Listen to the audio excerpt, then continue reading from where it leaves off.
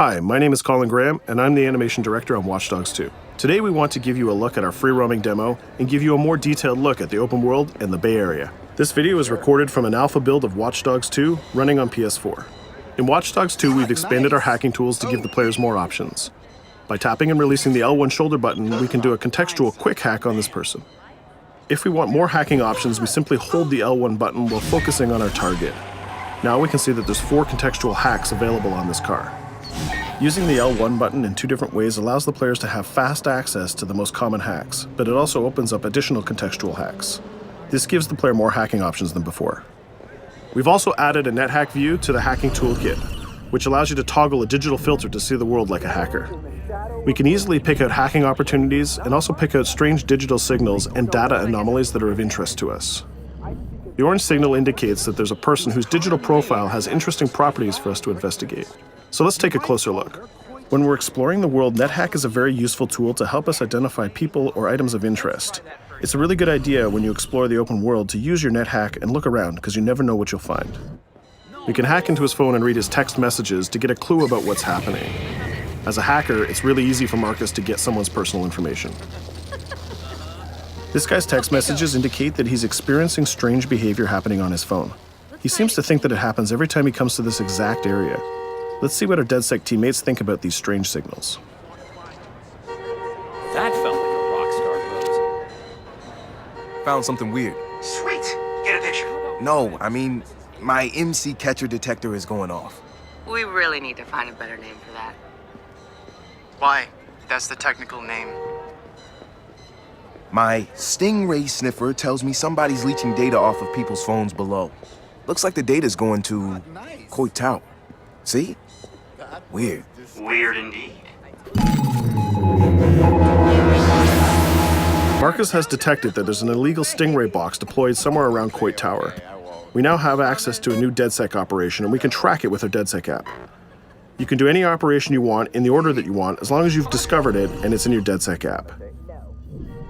With the NetHack, we can see the Stingray box is deployed all the way on the top of Coit Tower. But since the tower is closed, we're going to have to find another way to reach it. You still have a little on your nose. In Watch Dogs 2, Marcus has some custom-built toys to play with, so we can just deploy our quadcopter and fly it to the top. Coit Tower is an iconic landmark known for its great view. From here, you can see the whole city is accessible. You can visit landmarks like Sutro Tower, you can explore Golden Gate Park, or take a drive across the bridge to Marin. You can sail the bay on a sailboat, or you can visit Alcatraz, or maybe take a selfie with the sea lions on Pier 39. You can also travel across the Bay Bridge to Oakland, or take the freeway south to Silicon Valley. You can also take your time and explore San Francisco's diverse neighborhoods like Chinatown, Castro, or even the Tenderloin. With the drone, we can easily hack into the Stingray box and track its source. This one is operated by Greystrom, who are illegally installing these boxes all across the city. The open world is full of opportunities like this DedSec operation. All you have to do is explore the environment using NetHack and the Profiler to find them all.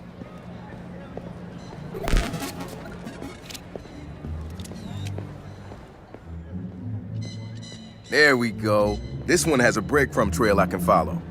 Nice. Where's it go? Looks like Greystrom set up a warehouse out by the piers. You wanna bet I can find some shady shit in there? Definitely some shady shit in there. We can open our smartphone and select the DedSec app to track this operation. We use the DedSec app to manage all of our activities in Watch Dogs. We can see the objectives on our map, and it's not very far, so we can drive there pretty quickly. The Noodle Map app can be used to locate different landmarks and areas of interest. The entire Bay Area is yours to explore from the very beginning of the game, so you don't need to unlock anything. There's also a shop on Pier 39 where we can customize Marcus's outfit, and there's some other open world activities we can check out along the way too. Let's take this car and head down to the waterfront. Cars are particularly vulnerable to a hacker like Marcus, and you can acquire a skill that allows you to simply unlock any car in the game with your phone. One of the biggest feedbacks we got from the fans after the first Watch Dogs game was about the driving. We've significantly improved the driving to make it more responsive and accessible to a wider number of players. Driving was reworked extensively with a team of experts from Ubisoft Reflections. This is a particularly important improvement because San Francisco is known for its steep hills and its tight winding streets. Of course, driving and hacking go hand in hand, and you can still hack steam pipes, traffic lights, and you can also hack individual vehicles. As you can see, it's much easier to drive through the city in Watch Dogs 2. Let's pull up here at iconic Pier 39 and take a quick look around.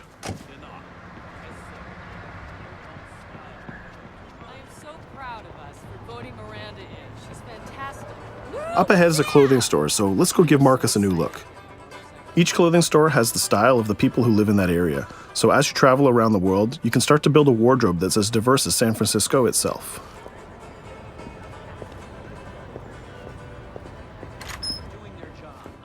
There are over 700 unique items of clothing that Marcus can purchase to wear, with over 1 billion possible combinations. We can go into the fitting room menu and browse a selection of items found in the store. Let's start by switching up Marcus's jacket. Each item of clothing in the shop is handcrafted to fit Marcus's overall look. You can mix and match any pieces of clothing you want. You can change your hat, glasses, face mask, bag, shirt, pants, and shoes. There's some nice normcore hoodies in here, but I think we should go with the shirt with the giant skull on it. Let's take a look at what we got for shoes. Since people who come to Pier 39 are often tourists, we have styles of shoes that they would buy. We can go with these comfortable gator shoes or maybe some open-toe sandals. Or if you really want to make a statement, you can buy the awkward socks and sandals combo.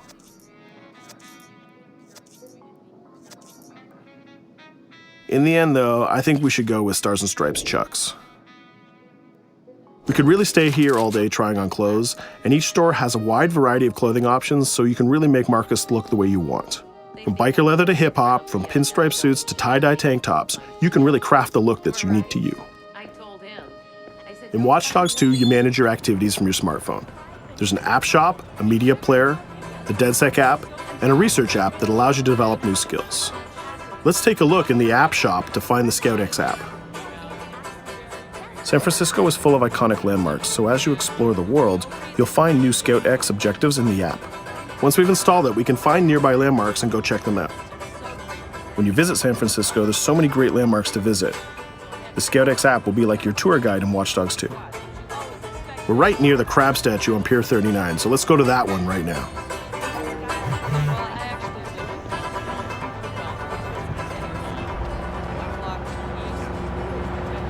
These tourists have the right idea. We'll just pop open our phone and select our camera and take a picture of this giant crab. Let's make it a selfie and use the California Vibe filter.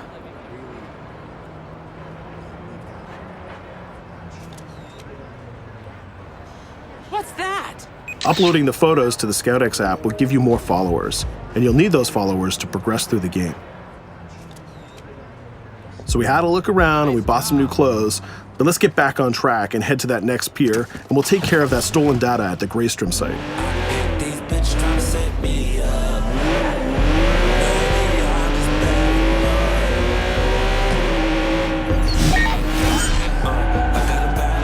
We can see the objective marker in our minimap, and it's also displayed in orange at the end of the pier.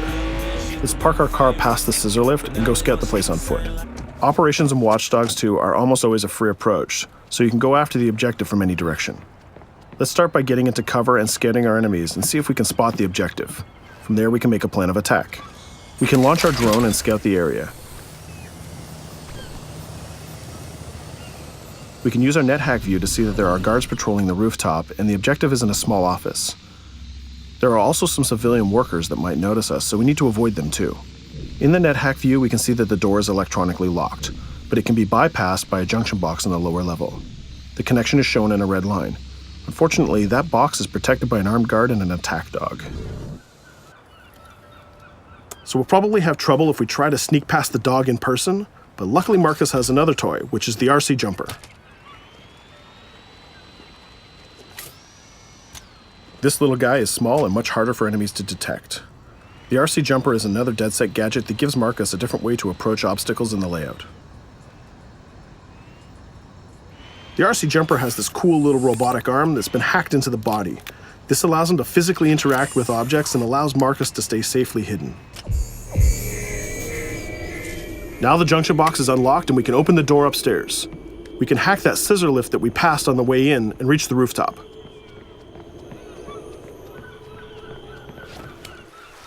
By hacking into the OS of the scissor lift, Marcus can take remote control of it. Not only can you raise it up and down, but you can actually drive it around anywhere you want in the world. This level of control gives players total freedom when dreaming up an approach to a mission. Our first challenge is to get past the guard in front of us. So let's hack into the security camera and see how he might be vulnerable.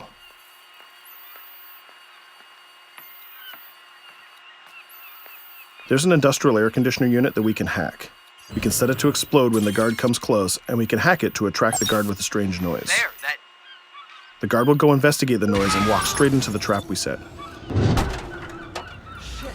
Does anyone know first aid?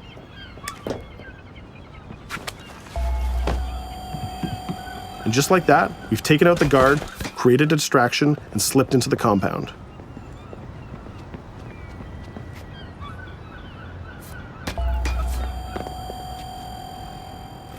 A more direct way to neutralize a guard is to use the non-lethal stun gun.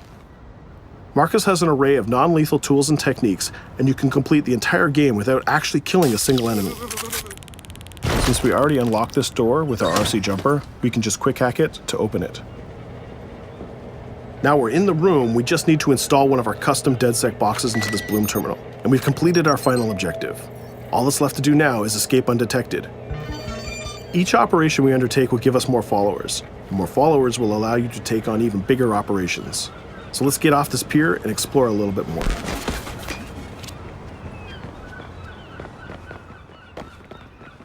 Tell me you fucked up their hardware? I left an expensive little present in their system, and they're going to pay for it. Damn, you sound like Jimmy Siska. Hell yeah!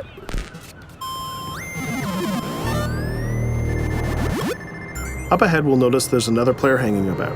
He's easy to spot because of the purple icon and the gamer tag over his head. In Watch Dogs, your game session can be seamlessly merged, and you will often encounter other players exploring the world just like you. This guy looks really friendly. We have an opportunity to join up and form a co-op party, so let's send him an invite.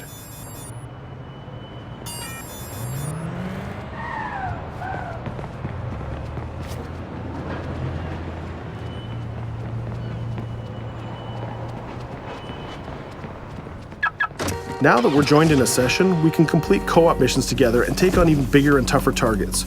2 hackers are better than 1.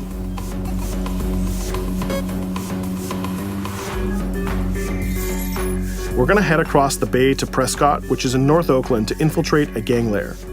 We can get there by driving across the Bay Bridge together.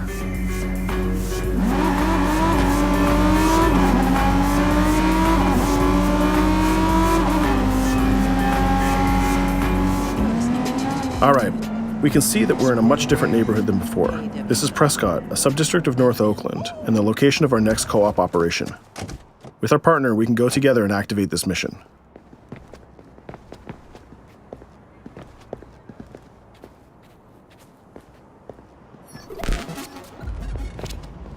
Marcus, we have operations popping up everywhere. Some of them are 2 hacker jobs. Where you need me? Sending you the coordinates. And Marcus, it works both ways. When you need help, fire off a call and we'll send someone your way for the assist. This area is a free approach, so we can tackle it any style we want. Since we're now 2 hackers working together, we'll cover our partner from the sky and help him out with some well-timed hacks. We can distract this guard by hacking his phone, and our friend will take him down very stealthily. We'll continue to scout the area and find more lookouts, like this gang member on the rooftop. You can automatically tag them, and once they're tagged, both players can see them. Our partner is going to sneak up on the rooftop and take out this guard, and we can help him with some well-timed hacks. If we use a contextual hack on this transformer box, we can attract the guard. Our partner has an easy shot with his stun gun from that distance.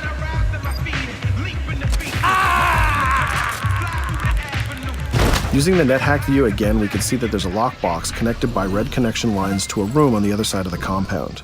Inside this room, we see our 2 targets meeting up, and it's a perfect place to take them down simultaneously. We need to get that box unlocked and get into that room. As we continue to scout this area, we can see this compound has a lot more guards than the last one, and they look very heavily armed. We'll need to take care of these guards if we get detected. There's also a car parked in the garage, so we might need that to escape later. Let's go back to our friend and get him to disable that junction box so we can unlock the door to our target. The drone has a lot of flexibility and it's small and hard to detect, but the trade-off is that you can't physically interact with objects like this junction box. But it's not a problem for our man on the ground to do that for us. The signal lines have changed from red to blue, so now we know that we can open the doors and get to our targets. Scouting phase is done, so let's get up on that rooftop with our partner and get close enough to neutralize these enemies. We can hack these junction boxes and set a proximity trigger on them. They'll explode if an enemy passes through them, but they won't be triggered if we pass through them ourselves. We can also deploy electroshock mines from our inventory, and they're fully hackable too. It's a good idea to leave traps for your enemies in case they try to flank you. Our partner is camped out by the door ready to rush into the room, but we're going to create a distraction first. We'll get into position behind these crates, and this time we'll launch our RC jumper. Once our partner opens the door, we'll zip in and create a distraction.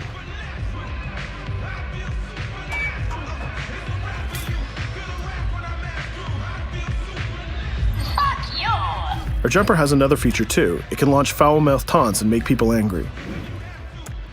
Now's our chance. The gang leaders are distracted, so let's rush the room. This guy was pretty tough, but getting a thunderball to the face will ruin his day. Now we have a cell phone and all the evidence that we need. We just need to plan a way out of here. We can switch back to our quadcopter, which is hovering where we left it, and take a look at what's going on from the sky. We can see one of the guards is rushing up the stairs to help his boss, but our partner has that door covered with his DedSec rifle. There's another guard on the ground level who's alerted to our gunfire, so let's use a contextual hack on him. We've changed his profile to make a rival gang think that he's a police informant. The rival gang will come to this compound and take care of him for us. Things are heating up, so we're going to have to improvise a little bit. We can hack the car in the garage and reverse it away from the enemies so we can use it for our getaway. The rival gang just arrived and they've engaged in a gang war with the remaining guards. These guys aren't messing about, they're armed with grenades and body armor. We'll take some higher ground and use our DedSec 3D printed assault rifle to take them on. They're here somewhere. Find them. He lost us. Axel, we better leave it. There's still one guard left, so we can hack his headset, which leaves him vulnerable to a takedown.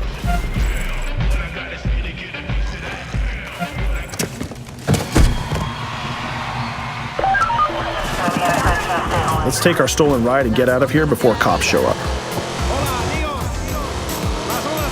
And just like that, we're home free.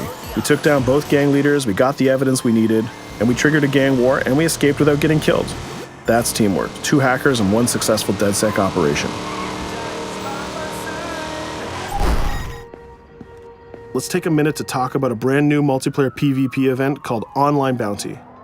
When the player commits a crime, the police will respond and pursue the player until he can escape from the police. We call that the felony system. While you're in the felony, a bounty event can occur.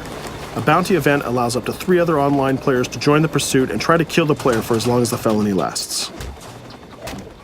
As the target player of the bounty, your objective is to evade the felony and the pursuing players. Rewards are given for neutralizing the hunters. And the objective of the hunters is to neutralize the target player.